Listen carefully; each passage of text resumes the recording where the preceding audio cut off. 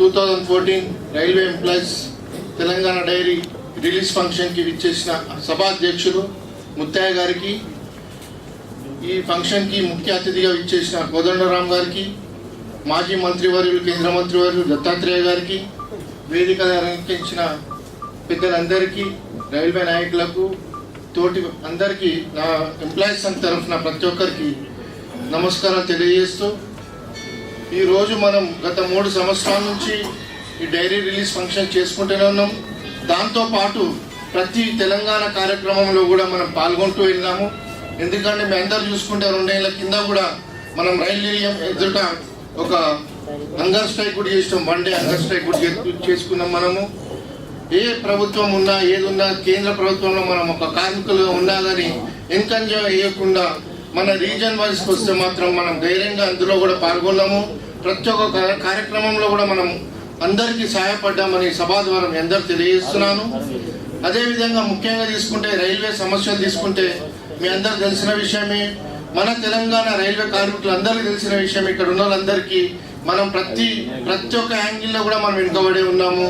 Officers లెవెల్లో తీసుకున్నా, supervisor లెవెల్లో తీసుకున్నా, ఎక్కడ తీసుకున్నా ఈ రోజు కనీసం గ్రూప్ డి యాక్ట్ అప్రెంటిస్ కూడా మనం నోచుకోలేకపోతున్నాం అంటే ఇది చాలా బాధాకరమని సభా ద్వారా మీ అందరూ తెలియజేస్తున్నాం. ఈ రోజు కూడా మనకి ఇంకా మన తెలంగాణ ప్రజలను కానీ, మన కార్మికులను కానీ, కేంద్ర కార్మికులను కానీ, రాష్ట్ర కార్మికులను కానీ ఇంకా అమాయకులు అనుకుంటే ఈ రోజు ప్రభుత్వాలు చాలా ఒక రాంగ్ సిగ్నల్ ఇస్తుందని వాళ్ళకి తెలుసుకోవాలి. ఎందుకంటే వచ్చే ఎలక్షన్లో మాత్రం ఖచ్చితంగా ఏ తీర్పు ఇవ్వాలనుకున్నా ఏ గవర్నమెంట్, సెంట్రల్ గవర్నమెంట్ కానీ మన స్టేట్ గవర్నమెంట్ కానీ నిలబెట్టాలంటే కేంద్ర ప్రభుత్వం ఒక ఓట్లు కానీ రాష్ట్ర ఉద్యోగుల ఓట్లతోనే ఈ రోజు ప్రభుత్వాలు నిలబడితే అని గమనించాలా.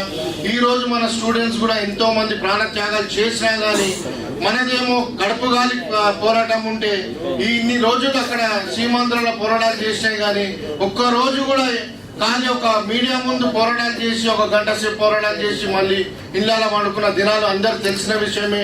కాబట్టి ఖచ్చితంగా మనకి ఈరోజు తెలంగాణ ఖచ్చితంగా ఇవ్వకపోతే మాత్రం ఇంతకుముందు మన శ్రీనివాస్ గౌడ్ గారు చెప్పినట్టు రైల్వే కార్మికులు అందరం తెలంగాణ రీజన్లో ఉన్న కార్మికులు అందరం పట్టాల పైనకు వచ్చి ఖచ్చితంగా మనం